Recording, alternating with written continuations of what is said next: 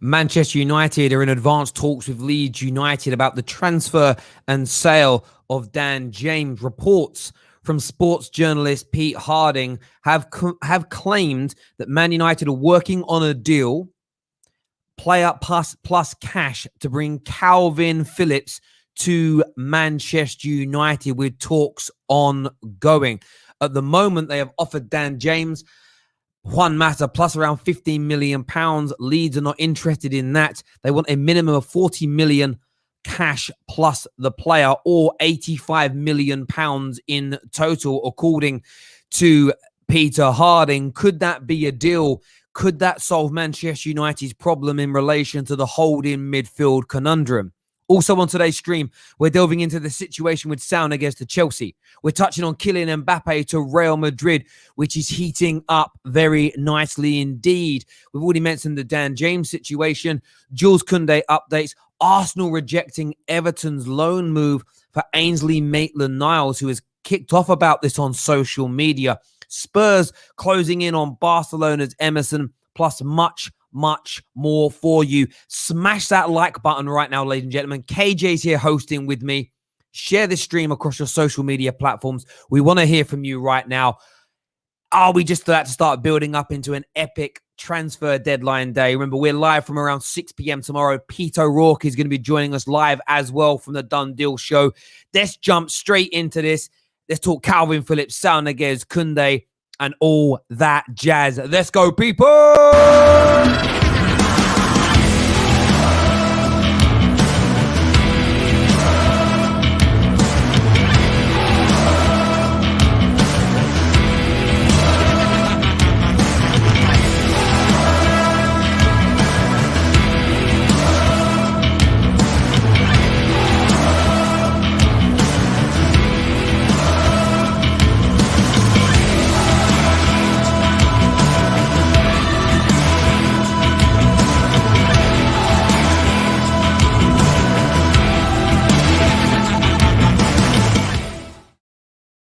Good afternoon, KJ. Welcome back, my bro. How you doing, brother? I am good. I'm feeling good today. You know what I mean? Good today. Good morning stream with you.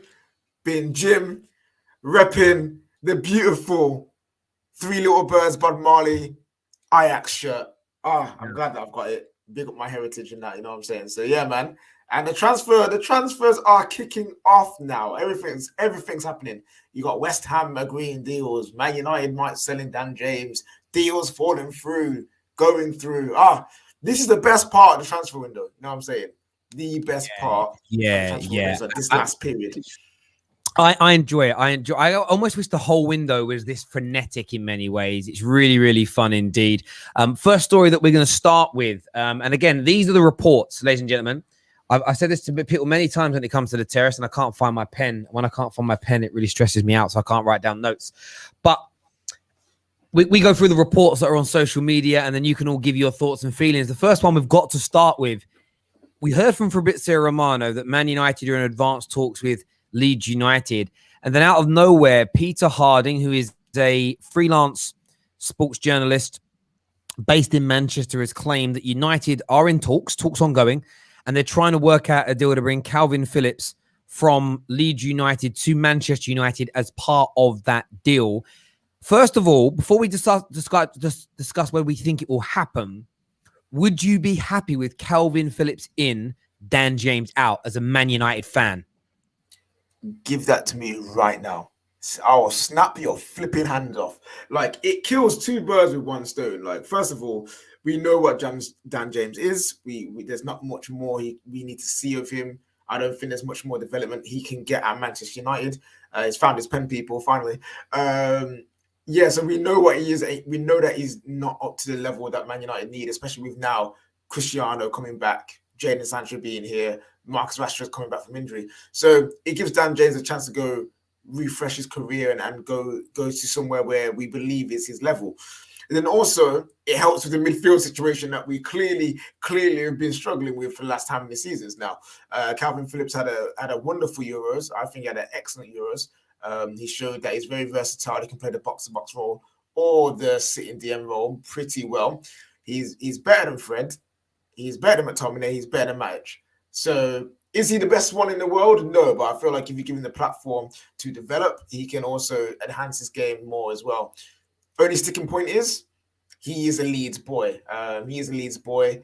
Would he go across to the big rivals? I don't know, but like if we could get that deal done, I would welcome that with open arms. Yeah, I'm a bit like you. It's a brilliant deal, an excellent football player. Kalvin Phillips is very, very talented. He's better in central midfield from a holding point of view than anybody else that we've got. I can't see it, though. That's my issue. I cannot say. I'm not discounting what Peter Harding has said, because Peter Harding is just telling us what Manchester United are trying to do. And there is a fundamental difference between what Man United are trying to do and it completing or it going through. And I just feel like sometimes, you know what's interesting, though? I don't see it happening. Let me just point that out there. Playing devil's advocate, sometimes when you throw these things in the 11th hour, you can throw that cat amongst the pigeons. Kalvin Phillips might think Ronaldo, Rashford, Pogba, like Varane, De Gea. Like suddenly there is this, I've got this chance and this opportunity. Maybe this is the only chance and opportunity that I've got. It would also, I would love it to happen because it would create an even bigger rivalry between these two gargantuan football clubs. It would make the noise this transfer would make would be absolutely gargantuan. But I don't see it right now. I have reached out to Pete. I want Pete, I'd love him to come on and give us his thoughts and feelings on the show to see what's transpiring. But yeah, my personal thoughts are not just yet. Viewers, remember, we're going to give you the chance to come on and have your say. Get your super chats into us as well. Just Joe here. Dan James will come to Leeds, but KP is going nowhere. Man, do you know what? Just Joe, you're not on my WhatsApp right now because I broke and lost my phone. Send me a message if you want to come on and have a chat, bro. I'd love to get you on as a Leeds fan and get your perspective on that. Would love to talk to you about it because it's an interesting one indeed. But I agree. I don't think Kalvin Phillips is going anywhere at this moment in time, just due to the time that's left. But there we go. Ladies and gentlemen, what do you think? What do you feel? Smash that like button for us. Remember here, Phillips is tired of losing at United, so he should join. Terry, would Phillips complete your team? Honestly, it would be very, very close. I think if Kalvin Phillips was to join us, and this is purely if this is fantasy time here, there wouldn't be any major holes in this team. There wouldn't be major holes. You'd say, okay, I'd maybe like a more attacking right back, or I wish we had better cover at left back. I don't think we need. Or maybe a double pivot player to play alongside Phillips, maybe. But like, if he were to come in, we are literally Man United fans, and Ollie have no excuses of why we can't win the league. You know what I mean? Like, it literally goes out the window. I agree. And I think on top of that, I actually think you would suddenly see an improvement in a Scott next to someone like him. I just think you would. And I don't think you would see, actually, no, let me rephrase. You wouldn't see an improvement, but it would nullify the issue because you've actually got someone who's quality next to him. The same as I think if you stuck Fred next to a Ruben Neves or McTominay next to a Ruben Neves, or there'd just be this, it would look like an improvement because there was quality next to him. But yeah, look, it'd be an interesting one to see if it comes out. Big up Terry for nicing KJ with that Ajax. Listen, bruv, it's... I bought that. Don't worry, Terry. Yeah. Like I don't go around buying like men clothes very often. Do you know what I mean? It's not really my way, brother. Not really my way. Maybe if my name was just so Anita, fam, I might have got that Birkin bag alongside with it, fam. You know what I'm saying? But Terry has his biases towards certain people, so I'm just gonna say, shut up, bro. Do you know what I mean? I think Anita is the only person on the terrace that we bought a shirt for. And that's because she won a debate challenge. That's because she won a debate challenge. Win. The viewers voted, bro. The viewers voted. You can't. CJ here says, if we sell Dan James, would you or KJ want either Neves or Basuma? Give me either. I don't care who. Yes. Just yes. Literally, I'm at the point where it's just like anyone, bring in anyone of quality from the Premier League as a midfielder, whack him in on midfield. Please make it happen. That's what I'm at right now. 110%. Thank you for that question, CJ. Keep those questions coming in, ladies and gentlemen. The next deal I want to talk about, we are going to talk Saul Niguez. We are going to talk Kounde. We're going to do some Chelsea updates later on down the line. Maria here says, speaking of shirts, where is mine? In fairness, I didn't reach out to you. I reached out to Mark Neighbor. I did chase my colleagues up.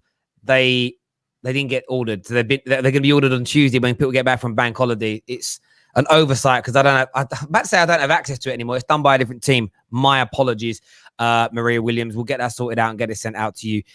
In fairness, cheers, KJ. In fairness, Maria, like you were in the office, you saw it the other day. Like no one works in the office anymore, so that's my fault. I'll chase someone up and get them out to you. We don't like to mess people about, so my apologies for that one. But I wanted to we'll touch on Chelsea a little bit later. We're going to touch on Arsenal a little bit later because the situation there seems poisonous, to say the least, poisonous right now. But I want to speak about Kylian Mbappe because there is now talk of a 200 million euro bid that they're looking to go and put in. They're looking to go and get done. That they're looking to go and get done to bring him in. 172 million pound could be the transfer fee. Do you see that offer, in your opinion, going in? Where's this money come from? Well, I know where it's come from. Obviously, when a fan of your team is the king of the country, I can see certain things just going your way. You know what I'm saying? Like just little care packages coming your way in terms of finances. Like I personally don't see where on earth this money's come from because they had to sell Varane, had to sell Vamos. They had to get rid of all these players that apparently they're struggling for wages and all these different things in Spain and at Real Madrid. And apparently 200 million just comes out the air. Like, fam, if they do it, they've pulled the biggest, longest con in the history of football because you've been telling us for over a year now. Man like Perez out there trying to do up Super League because they're broke and in debt, but yet you got money to spend 200 million pounds on Mbappe. Something don't smell right, if you know what I'm saying, Terry. Like something's going on here. But if they were to do that and they were to get him, that is exactly what they need as a football club right now because their legends are going. Like Ramos is gone, Varane's gone. Benzema is like the one that's still holding the torch, and maybe Casemiro. Bale is no longer the player that he used to be. They need that staple. They need that Galacticos to keep them going, and Mbappe would be the perfect one. Yeah, listen, I agree with you. I still see it happening, to be honest. It's 200 million euro bid. It hasn't gone away. You know, some transfers, they say like off or bids rejected or problems, but they don't.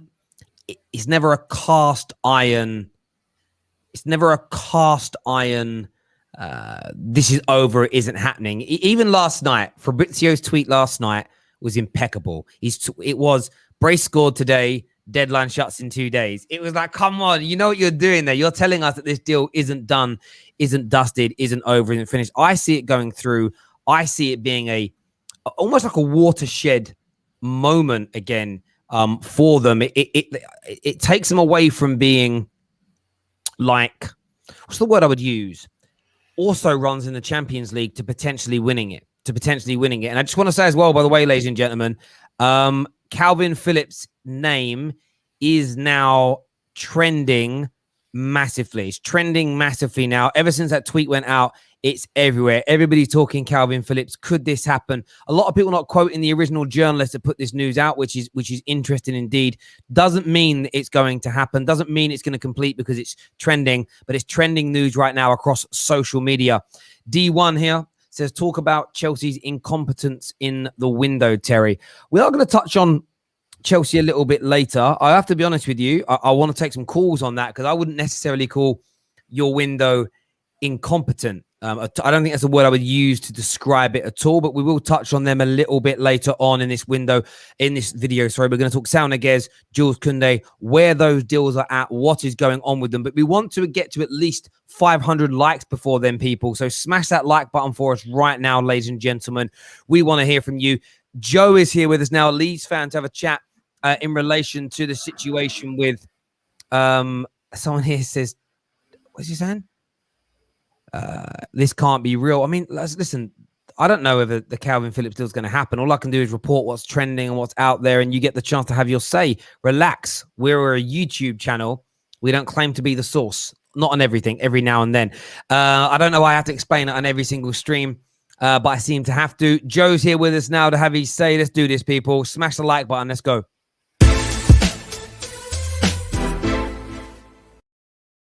Yes, Joe, welcome back, mate. How are you? Yeah, good, mate. Good. I was. Like, we were reporting on my channel about the Dan James scenario, and then someone tags me in this tweet by this guy, and I'm like, what? No, I was okay till I seen that. But like you said, it's just Twitter talk. Like, I'm not concerned, genuinely. This guy, I was looking, 7,000 followers. I mean, I've got 5,000 and I'm a nobody, man. So maybe this guy. Wait, Joe, don't flex on this too hard. Sorry. Wait, my guy.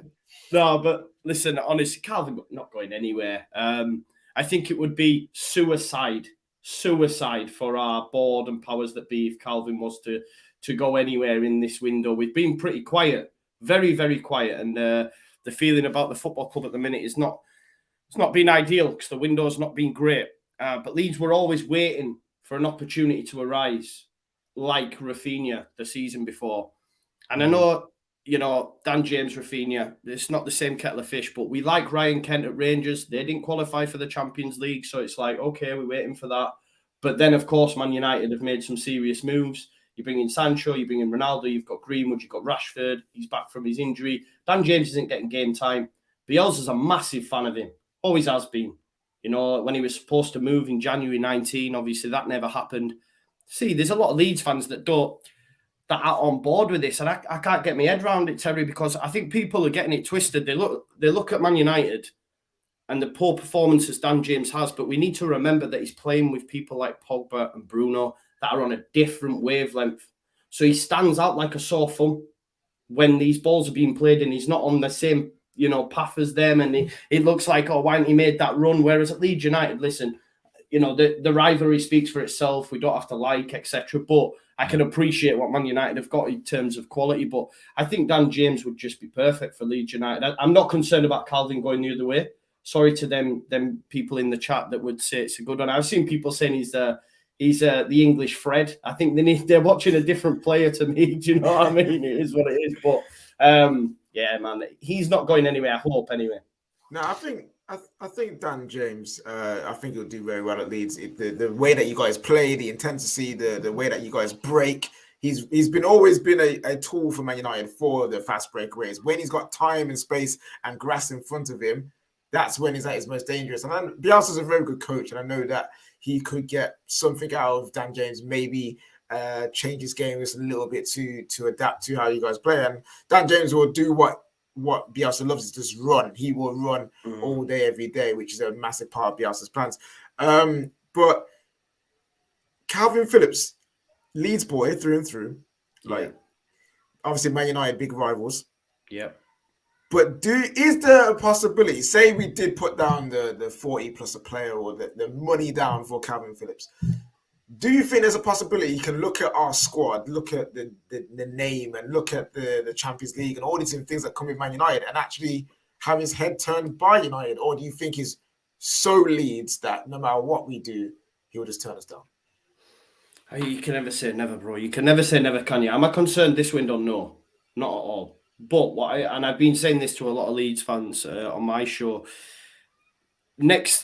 The way the club have gone about the business this window has not been ideal. They spent over 100 million last season, and I think their heads were always a case of, we will let that 100 million we've spent there last us for a couple of windows. But we know in the Premier League, you can't stand still. You've got to always, improve.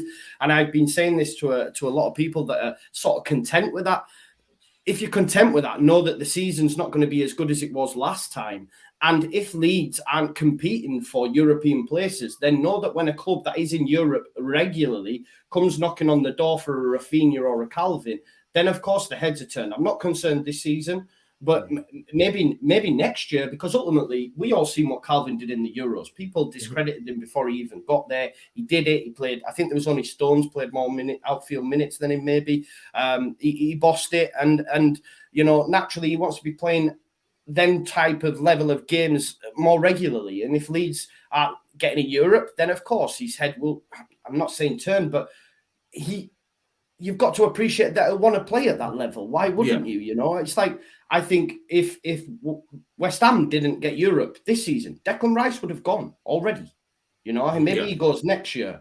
But I think that's the thing Leeds United fans need to remember, is that if we don't get Europe, which is a big possibility because we've not had a great window and the rest of the divisions improved, then someone comes knocking and it's hard to turn down, because you're talking a big club with amazing players, and then you're also talking the wage packet, etc., that comes with that as well. So, you know, it's a fact. We have to remember where we are, you know.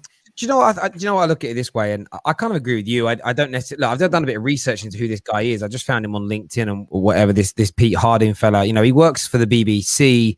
You know, you look at where he studied. He's a credible person, and a lot of people are, he's not verified. He's not this.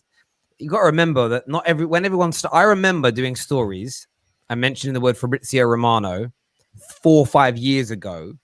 Oh, this Italian journalist said, and it was, who is he? Don't care. Don't want to know. We only a week or so ago saw news from TalkSport come out, and I did one of my breaking news flashes on the show. It's TalkSport. They don't know. They never get anything right. Within 20 minutes, that news, every other outlet went with it.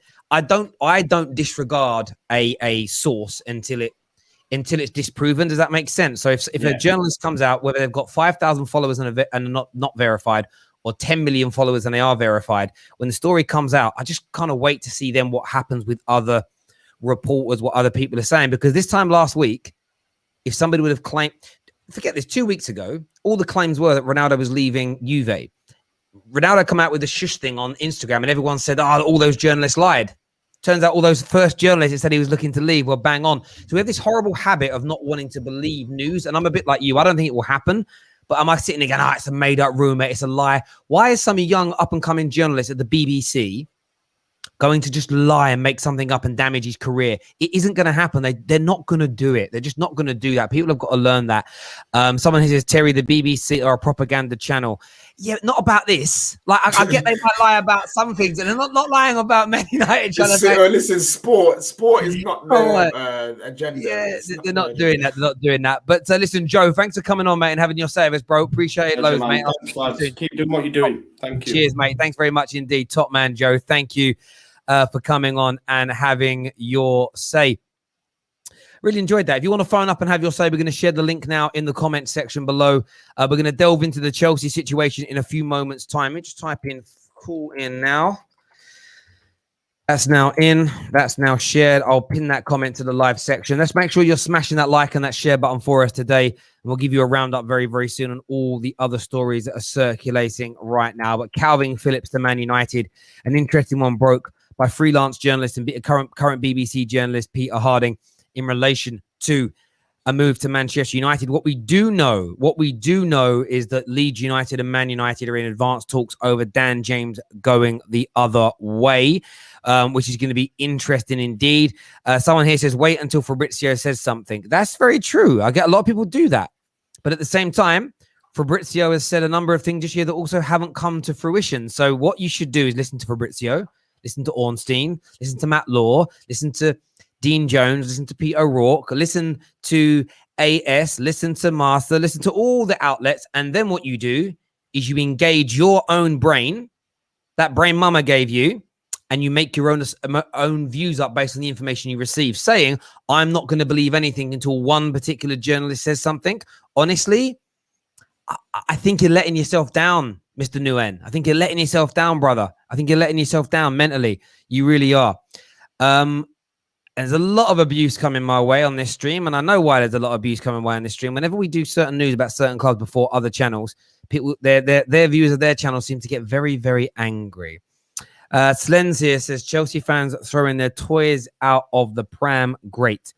Well, that gives us a nice little in there. Thank you very much, Slens, for that comment to Chelsea's update and Chelsea's situation. So, as it stands right now, what's this? Terry doesn't disregard with positive rumors on United. Well, I just said I don't think it's going to happen.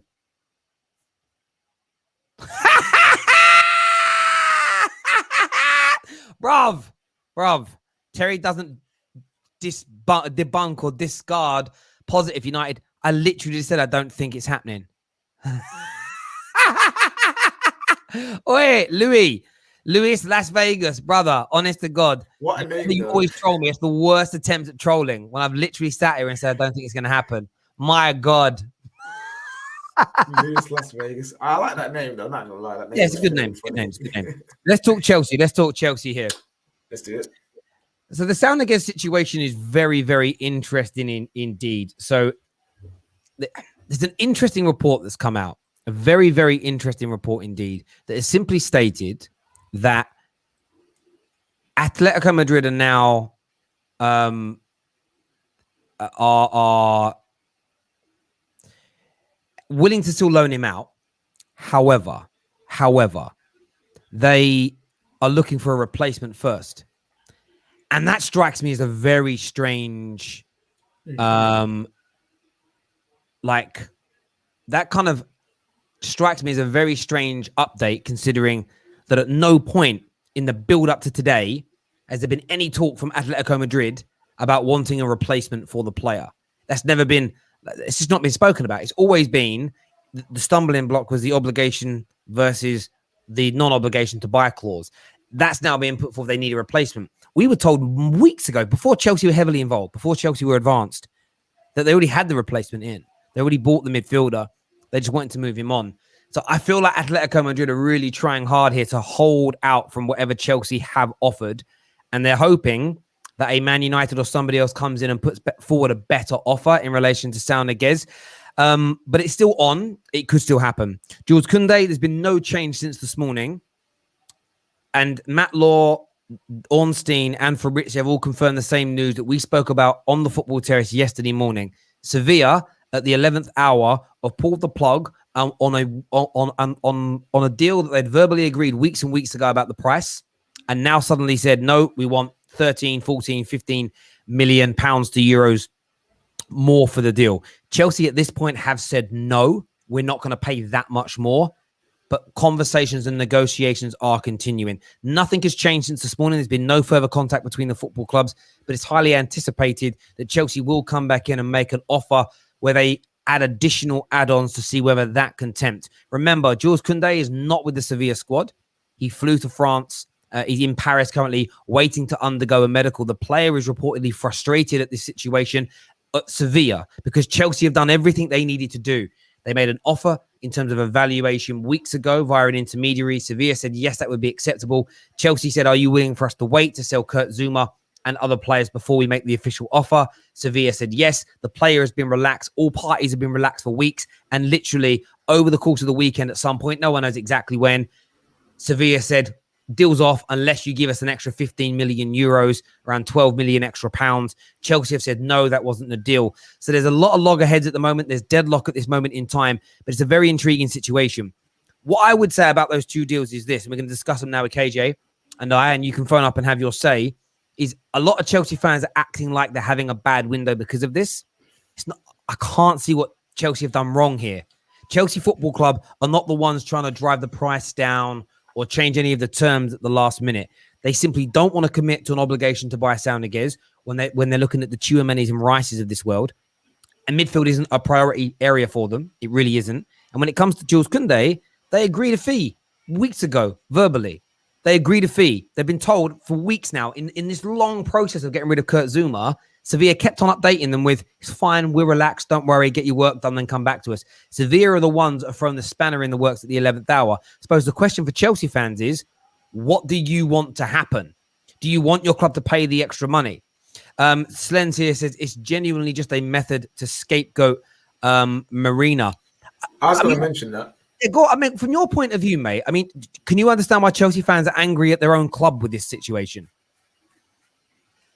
Not really. You know what I mean? Like, yes, it's highly frustrating that you're not potentially going to get your main target for centre-back to replace Zuma, but they bought like 7-8 players last season. They've still got like Malang Sarr in who's a centre-back. Is in the reserves. You've got Trevor Chalobah coming through. Like, They don't actually like if you look at it that way. Do they need Kounde? Really? Like, really, do they need Kounde? No, they don't need him. It's more of a want. So when it comes down to a want, you can miss out on it. Chelsea fans are so used to getting everything that they want, especially like what happened last season as well in terms of all the players coming through, that they're just overreacting. I feel like just be calm, be patient, because this is what I got told. Marina's the best in the business, best in the business. But now that things ain't going their way, it's, oh, Marina's crap. Oh, she's this. So I'm just like, what is it with her? Because I remember a few years ago when she first came in, they wanted her head on a plate. Then time goes by, they love her, and now they're disliking her again. Like, Chelsea fans confuse me. They're like I know I'm a United fan, and I complain about the Glazers, rightly so. And yet we still do X, Y, and Z.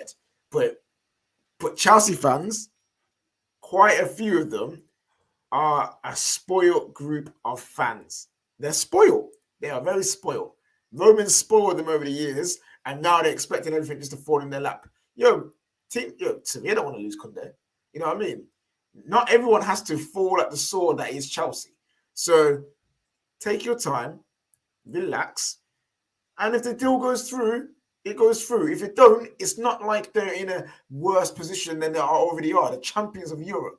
You know what I mean? They've got a wonderful squad and one of the best managers in the world. So just take your time, Chelsea fans. You guys are in a good spot. You fix your main problem, which is the striker position. No, mate, I hear you on that completely. So I'm just responding to a few trolls here that are like, why is Terry spreading Kalvin Phillips news? I literally quoted in the person whose news it is. It's honestly, people are mad. People are really crazy about this. This is what, I said to you before, me and you've had a lot of private conversations about where it doesn't matter what I say or do. If I show the source, they come at me. If I don't show the source, they come at me. You know what I mean? It's like you try and create this environment where football fans get to have their say and their opinion, but yet they attack you for talking about news that's coming out. It's like, why would you not talk about the trending news, which is Kalvin Phillips to Man United right now? It's trending nationwide on Twitter, but yet Terry Flewers and the Football Terrace are at fault for that.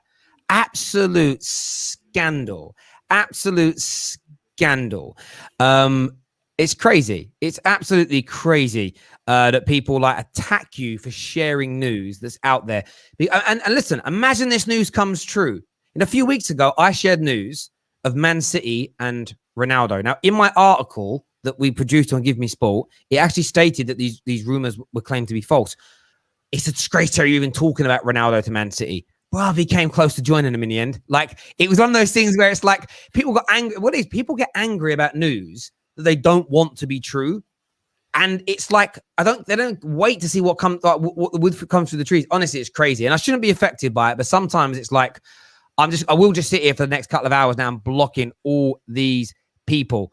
Every single one of them. If you don't like it, do one. Get out of here. Someone's like, here, why do you report on everything? Well, news. Imagine being a football channel that aggregates news and not reporting on the news that comes out and not reporting on everything. Okay, geez. Because the day that you don't do it, it's like, see, Terry Flewers is a slacker. This news came out and it didn't go live. It's like honestly, it's crazy. It's literally trending. It's literally trending news, and a content creator that talks about transfers shouldn't be talking about it. Do you know what? Go suck on your mums, bro. That's all I've got to say to him. Honestly, actually don't, because she'll be embarrassed by you. Love the kick, KJ. What Jesse here says. Terry, you not watching Dragon Ball Z is scandalous. Bro, not a 35. It ain't. Not a 35. If I grew up watching it, then it's different. But yeah, a 35-year-old man just can't start watching Dragon Ball Z now. Champions of Europe, ship 3 midfielders and sign none. Ship 3 centre-backs and signs none. Don't want to spend 13 million whilst in a positive net spend. Pathetic is what D1 has got to say about their team. You've got so many midfielders and centre-backs already. Just remember that. Just remember that. You got Juan here says, Terry, I have faith in Marina. She will not get finessed into a deal. That's how where we are now. Juan, you're right. You're bang on here. The reason that Chelsea to do well in the long term in the market, sometimes you have to have short term pain, because if Chelsea succumb to this pressure, the next team's going to do it, and the next team's going to do it, and the next team. And then you'll end up doing what Man United did for an 8-year period. You sell for too much. Sorry, you buy for too much and you sell for too little. And it doesn't matter how wealthy your club is. There is a restriction to how much money Roman can put in. FFP, both in the Prem and Europe, dictates that. Nothing you can do about it. There's only so much money club owners can put into their clubs. So if you hemorrhage an extra 10 million on every purchase and you lose 10 million on every sale on average, that could end up being 30 million, 40 million, 50 million pound a summer you hemorrhage. Over a 5-year period, you're talking about £250 million. £250 million you want your club to hemorrhage. You cannot afford to do that. Kieran says, our fan base is so reactionary, it's mad. People need to be calm and patient. Love the show. Thank you very much for that support, my friend. It means a great deal to me in relation to that. We pay the extra. We get held over a barrel by other clubs that we ever do business with. Marina is helping us out for our future. And I think that part is very, very true indeed. We're going to start going to some calls now. I love Marina. I would wife her up. KJ Shush is what. Listen, if you do, then you don't fall into the category of Chelsea fans I'm chatting about. But go love her off. I love Shelley Ann Fraser-Price. You know what I'm saying? You love Marina. Everyone loves somebody. I hear you on that, bro. Thank you very much here to Raptors Gunning for becoming an official Academy member of the Football Terrace. It means a great deal to us. Everyone who's tuning in, make sure you've smashed that like and that share button for us as well. Liverpool fans don't take Terry seriously because he's always talking nonsense about Liverpool's transfers. Well, cool. I mean, what you mean is that I said exactly the same thing about the Saul Niguez deal as James Pearce 4 weeks before James Pearce said it. That you were in the talks, but you weren't prepared to pay the wages. That's it. Imagine Liverpool fans getting more annoyed at Terry for reporting news on their club instead of actually being annoyed at the news coming out of their club is negative. You know what I'm saying? Like, go chat to FSG and them man there. I've already said it this morning. Them man are the ones you need to chat into, not football content creators who are just chatting about your club because your club are moving a bit broke. You know what I'm saying? Like brokies again. There we go. We're going to start getting some calls now. Gunner Souls to come on and have you say Lamin is backstage as well.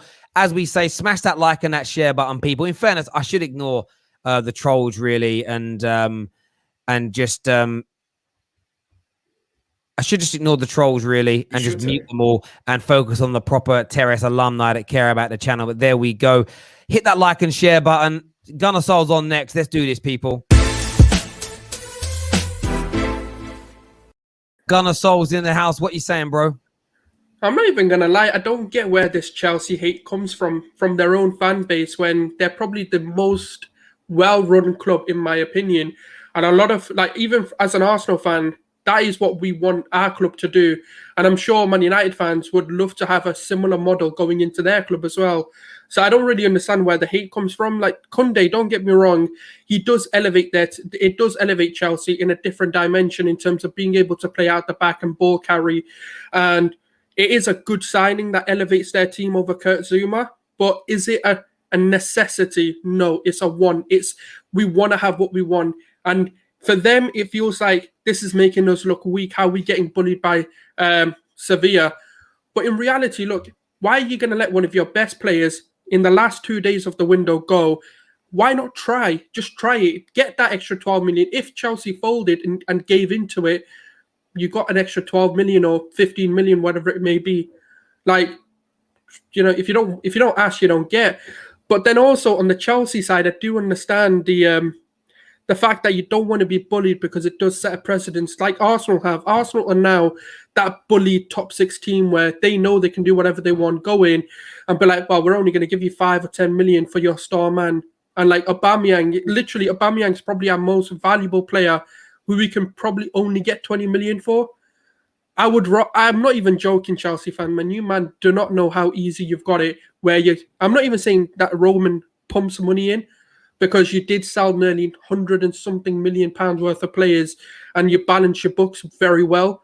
But I don't know how you complain about the club. Like, come into some of our shoes, right? Some of the other top 6 who should be able to spend your money, but don't. Mate, I hear you on that. What do you make of them, like the Maitland-Niles situation? Do you feel sorry for him? Because like the way he's kind of come out onto social media and sort of, I'm not saying he's crying, that would be disrespectful of me, but it feels like he's really upset and disappointed at the way he's been treated, not being able to move on. Sounds like he's not going to get played by Mikel Arteta. Like, what's your thoughts and feelings on it? Do you know what, man? This is the man who cried wolf.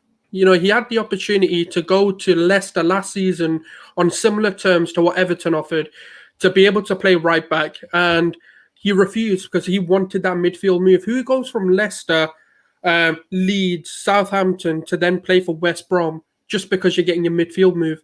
So for me, it's like, it's hard because we don't really know what's going on behind the scenes because the club haven't been transparent about this. But it shows a lack of professionalism from him. You don't come out and start crying on social media. That's not the first thing you do against the club you're already in. And if you are wanting to fight for your position, make it openly aware. You came out and said you didn't want to play right back a few seasons ago. Come out and say, no, I'm willing to fight for that right back position. I want to make it mine. But he hasn't done that. He's been given an opportunity in midfield. And for me, he looks like a Sunday League baller in midfield. I can't lie. He doesn't have the minerals to play as a midfielder. He needs to go play right back. If he wants to be a top-level Premier League player, he can only play right back, in my opinion, or on that right wing back position.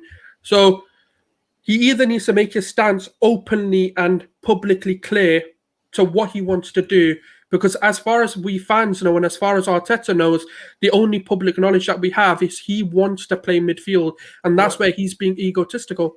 I swear I saw Austin put out a tweet and an article about Maitland-Niles not actually wanting to do midfield this year, and he wants to be right back, and that's where he wants to play. But none of the narratives add to that, though. Yeah, maybe today he's come out and said that because he knows he's not going to get the move. And maybe he's coming to a realization if he wants to be a top Premier League player, he needs to play right back. But if that's the case, then yes, you keep him and you play him right back because he solves so many more issues. And he's a homegrown right back player who actually does fit the system. But the problem is we've not heard this before. So is it him just being out of desperation? Is it him? And that's the problem. We will never truly know because he's been crying for a midfield. Why would you all of a sudden change your opinion? Because he went to West Brom instead of going to Leicester to play as a right back. So there's a lot of questions that don't get answered with this narrative. Look, I look at the Arsenal situation and I do understand you all being frustrated about him speaking out, but it just tells me that there's something exceedingly toxic inside your football club, something exceedingly toxic, something, I don't want to use the word dangerous, but I honestly feel like the fabric of Arsenal is crumbling in front of our very eyes. The 135 million pounds spent on players seemingly, the squad hasn't been improved enough. If you had all these players plus you signed, Maddison and Lautaro Martinez, I'm just throwing them out there as names, nobody would be challenging any of it that's going on. You've got fringe players that are not part of the plans who can't get moves away. You've got William willing to give up his contract. You've got Ozil that's about to come out and reportedly expose like issues at the football club. You're bottom of the league, no goals scored. I know you've had some tough games in the opening 3 matches. You're out of Europe for the first time in my lifetime, or my sort of memory of watching football from like the mid-90s or whatever it may be. It's an awful situation. And I get that doesn't give Maitland-Niles the right to act unprofessionally, but I just feel like it's rotten to the core, if you get where I'm coming from. And I'm not even trying to poke fun at Arsenal. I just look at it and think, I think we're going to see more and more of this as things move forward. But do you know what it is? If you look at the whole Super League debacle as well and how we handled it in comparison to the other top 6, we actually apologise to the Premier League clubs. I have not heard any other club go and apologise. And this is what I mean. We have no alphas. We have no true leaders who are going to sit there and not take this shit. Wenger wouldn't take it. Fergie wouldn't take it. No other manager that we could employ would take that. Even Ollie probably wouldn't take this shit at his club. He'll probably get them out the door as well. And that's the problem. We don't have a backbone in terms of the managerial structure in the back room to handle these egos. And Arteta hasn't really proven himself. A lot of players are coming out and talking completely against the player. Look, how are we going into the end of the window, start of the season, and having a crisis talk? Like, it baffles me. Even today, they've had to hold a meeting to know where the hell this club is moving forward. It seems like so many different ideas rather than a united voice that we're going to move forward this way. And that's why Josh has had to come in, because I feel like there's a lot of tension, not only in the team, but also in the whole managerial and backroom staff. And that's now coming onto the players, and now the players are feeling it, because Aubameyang, for the first time after a loss, has come out and actually spoke. And that just goes to show, like, there's something seriously wrong for him to come out and say, we need to have a chat as a team. We need to address this issue. I've never heard this talk from Arsenal before. And it is getting worrying. And I don't think there's a backbone. There's not an alpha male. There's no one who can really push us forward. And maybe we need, I can't even swear, but maybe we need a B-word manager to come in and just grip these egos and show them what the reality is. Yeah, I think the reality is at Arsenal Football Club, and I know I was talking to a few Arsenal fans recently. A few Arsenal fans I invited onto the show are like, no, I don't want to go on the terrace because do you know what they actually said? They said, I speak too honestly about Arsenal and it hurts their feelings. Like, you're too honest. It's like you're teasing us. It's like, no, it's not teasing you to speak the truth. And I don't care about people's feelings that I upset when it comes to discussing your football clubs, right? Because someone's feelings being hurt over a football club, that isn't for me. That isn't like I'm not talking about someone's like religion or their way or their orientations in life. I'm talking about your football club. Like, get the fuck over it. The problem with Arsenal Football Club is you're run so poorly that the practices and the processes and behavioral structure at the football club is all out of sync. No one cares enough about the football club because the club, in terms of who owns it and how they run it, they don't care about each other. What your club needs is new owners, or the owners to change the ethos. The owners are only going to change the ethos when the fans are prepared to take the money away. The fans are not prepared to take the money away. And no one likes to be told this, but it's the truth. If everybody keeps pumping money into the football club through one way or another, the Cronkies will not change. They just will not change what they're out there to do. I think it's obvious because we can all see the failings. Everybody can see it. Your rivals can see it. Your fans can see it. But yet the show still goes on. You're all stuck on. But you know what it is? You're all on the merry-go-round. You're all on the merry-go-round saying it's too fast, but it's falling apart. No one's getting off. No one's getting off. Everyone's still riding it. It's crazy. Do you know what it is, though? I've never seen a club, or forget about top six, I've never seen a Premier League club or an established club have a novice owner who doesn't really understand the footballing side of the business. He's a good businessman. Yes, they made a lot of money. They're multi-billionaires. They're successful in that sense. And obviously his wife's a heir of Walmart. So I don't deny their business acumen, but they don't understand football. And then you look at the CEO. He's a sponsorship guy. He's meant to bring the deals in, not be a CEO. He's not meant to be running the daily operations of a football club. And then you look at Edu, another guy who's not meant to be a director of football, who's got very little experience in that department. And then you add a novice manager to the equation. I've never seen that at a football club, ever. And one has to give, whether it's Arteta or whether it's Edu. And that's just the reality of it. When I say you guys sound like Everton, do you understand what I mean? Like, do you hear you sound like West Ham? Do you hear yourself? Like, I'm not having to go at you here, Saul. Like, but this is the reality. When you actually, if you take the word Arsenal out of it and just say what you said, you would assume West Ham, Newcastle, all these different clubs in the either fighting for Europe or down in the lower pits of the Premier League. That's what you think of. So when I say you sound like Everton, West Ham, you sound like all these other clubs, you sound like an ordinary club who's struggling to even make it into the Premier League. And this is the reality that Arsenal fans need to grasp and understand. You either have to just go with it and support like a West Ham, like an Everton, like a Newcastle, support your team like how they do, or you make a stance and take money away. Don't go to games. Don't. No, but you know what it is, man? This fan base is more... So which one do you want? Because the one of being the top team is not it. Like, it's not, you're not that anymore. It's gone.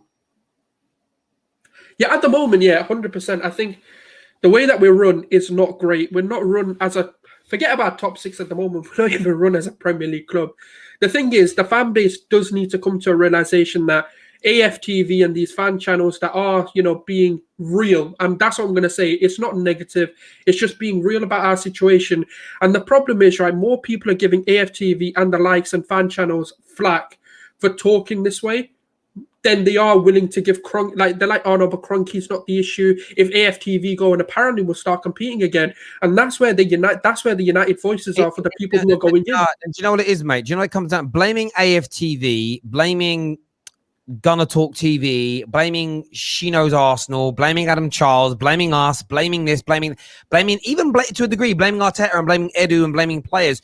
It is all BS. These people blaming all these things are not focusing on the root cause, and they can't focus on the root cause problem because they are feeding it, and they are hypocrites. They are hypocrites to the core. They are the issue. Do you know? It's like this. This is how I look at it. It's like a child of mine being addicted to heroin. Me buying her that heroin because I don't like to see her go cold turkey. She sweats, she screams, and she's in pain. I've got to feed it. But then instead of looking at my actions in terms of feeding it and her actions of taking it and becoming addicted, I'm blaming her friend who tried it with her once upon a time. I'm blaming another one of her friends that's like kind of not supporting her anymore and has walked away. I'm blaming people that are not responsible for this current situation. That is Arsenal fans. Every Arsenal fan that moans about AFTV, they're match-going fans. I hear them singing. You're paying the Kroenkes to treat... These are the cucks. These are the cuckolds. They are the cuckolds. They are literally paying their club to mistreat them and then blaming Robbie for allowing fans to stand up against the Kroenkes. It's mad. It's mad. AFTV have not made Arsenal Football Club bad. So you ranting about Arsenal doesn't make them bad. Abusing... by the way, abusing players and sending death threats and all these things like Jacques has gone under, abhorrent. There's no place for it. That doesn't make you a better fan. Like, oh, do you know what? I said I wish Granit Xhaka's wife died. I'm a proper Arsenal fan. No, you're a prick, bruv. You're a proper prick. Everyone, you're beyond the prick. You're beyond that. You're a knob. You're an absolute piece of scum. But AFTV being for blame for it, Arsenal are not in a month of Sundays. It's a deflection tactic from these fans that do not have the guts to walk away from a club that is mistreating them for the longer term. Oh, but I might lose my season ticket and never get back in. But I thought you loved your club. If I turn around, like honestly, if someone said to me, Terry, if you stopped watching Man United, like going to games, pulled away from the club, we'd become the most successful team in England again. I gave up my ticket because I didn't want to give any more money to the Glazers, but I'd walk away. Because my club's, you love your club, make your club benefit then. But you don't want to make your club benefit. It's just stupid. And to blame AFTV instead of looking at yourself and looking at the root cause problem being the Kroenkes, it's a disgrace. Robbie and all the guys over there, they may not be everybody's cup of tea, but do you know how you get rid of AFTV if you don't like them? You block, delete, don't follow. You don't see it. And anyone who shares it, you mute and block them. Like, you can. It's mad. It's insanity. It's insanity.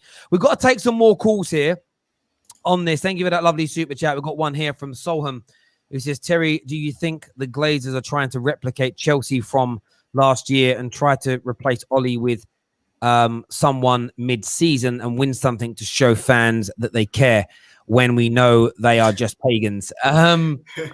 No, I don't think they're going to try and do it that way. I don't think they're going to try and do it in that way at all. I think they care about... Listen, this is going to be a very interesting season when it comes to the ownership of my club.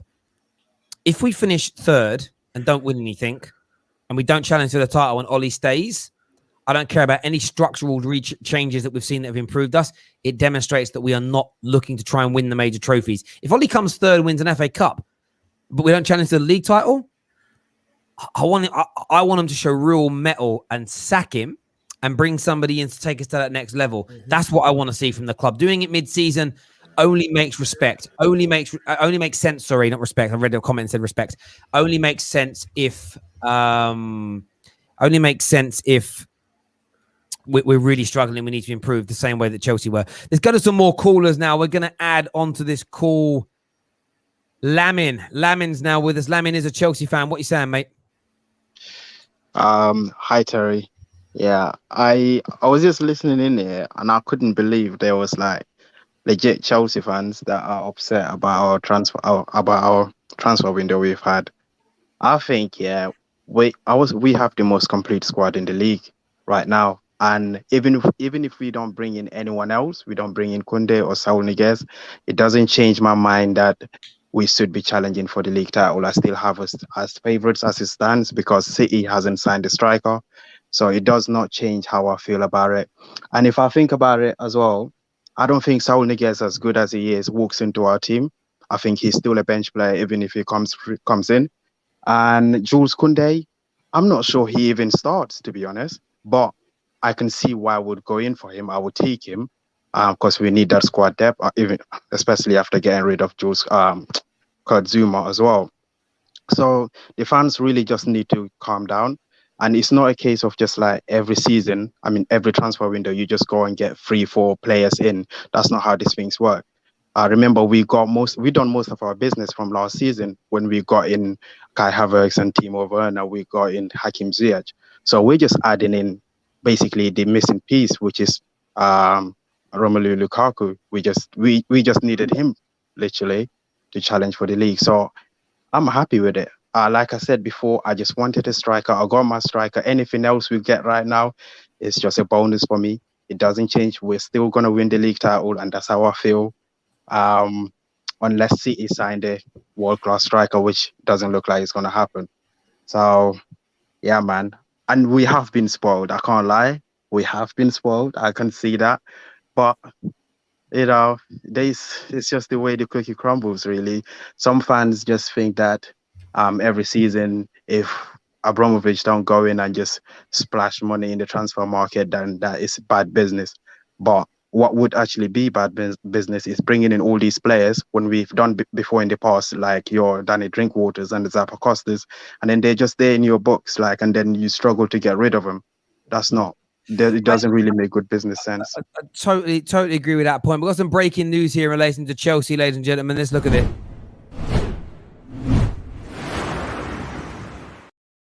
Chelsea's Callum Hudson-Odoi's representatives are still in talks with Chelsea's officials to allow him to go to loan to Dortmund. It says here that the English club have also approached the Blues with an English club have also approached the Blues with an offer for the winger. And I spoke about this a little bit yesterday on the terrace. And I'm a fan of Callum Hudson-Odoi's talent. I think he's got a very interesting future, but I do believe that future is away from Chelsea. I know people don't like to hear it, but I do feel like that future is away from Chelsea Football Club in many, many ways, because he just isn't getting the game time that he needs to develop. He's been played as a right wing back a lot of the time under Tuchel. It's going to be very intriguing. If Tuchel lets him go on loan, that tells you he wasn't part of his first team. No one lets a player part of their first team plans go out on loan. It's it's so obvious. What's your take, KJ, on that news? Oh yeah, before getting to the show news, you said something yesterday about the loaning of players, and if you get loaned twice, you feel like it means that you're not going to have a future with that team. I don't think that's necessarily true. Mason Mount got loaned out twice, and he's out there doing his thing. Many players get loaned out multiple times, depending on where they're playing, the team that they have at the time, and then end up getting the chance. So, if Cho end up getting loaned out again, I wouldn't necessarily say it's over for him for Chelsea, but right now that's when it looks difficult, because it's not like Pulisic is 30, so in 2 years' time he can take his spot, or if Ziyech is 33, he's got 1 season left, and it's just you loan out Cho to take his spot next season. Cho needs to go play football now. Tuchel, for whatever reason, sees him below all the other attackers that they've got. Cho is too talented, and he's played too much football at Chelsea already to just sit there on the bench. The difference between Amad Diallo and Cho. Amad Diallo's not actually played a full season of men's football ever, in his life. So him being that young and not having that experience, he needs to go out on loan to have at least 1 full season on his belt so he can get started at least. Cho has been around for 2-3 years now. Played in Europa League, played Champions League, played Premier League. He's now got to that point where he actually now starts to be playing regular football, because his talent is way too good for him just to be rotten in the reserves. Yeah. So I think it needs to happen, and I think Dortmund is the perfect place for him to go and get his confidence back. And bro, I hear you on that. Look, I think to clarify my point about going out twice on loan, I do stand by it, even more so when it's when your loans are like sandwiched in between you trying to break into a first team. And I just think the majority of players that go out on loan on a regular basis never make it at your club. And when I say make it at your club, I'm talking about being regular first team stars of your team. Mason Mount and Reece James, they were heavily helped by a transfer ban, in my opinion, which gave them that inroads, but they've done very, very well and they've improved dramatically, and they deserve to be there. But Hudson-Odoi being given a loan move now, he's still got a chance at Chelsea because he can go in. If he goes to Dortmund and he kills it, Sancho settings, then they're going to look at him. If he goes to Dortmund and he has an average season, Tuchel is not looking at him as an option, as far as I'm concerned, because he's not looking at him as a major option now. So he needs to go and do something massive. And by the way, he's an English boy. He's an England player. I want him to go and do that. I want him to go and deliver. But his future at Chelsea is looking precarious, to say the least. It's looking that way. It really, really is. But we will see what happens there. Yeah. Can I just add something to that? I think Dortmund is a perfect fit for Joe, and I can see him excelling in that club there. I personally rate him. I think he's just as good as Jadon Sancho, but he's not getting that chance at Chelsea. And if he goes to Dortmund, I have no doubt that he will smash it there. And because he's so talented, we will have to make a decision to make at some point whether or not we want to keep him in the squad or let him go. Because we did get what reports said that we got about 70 mil from Bayern Munich to sell him for a player that was so young at the time, and we decided to keep him. So clearly there's talent there.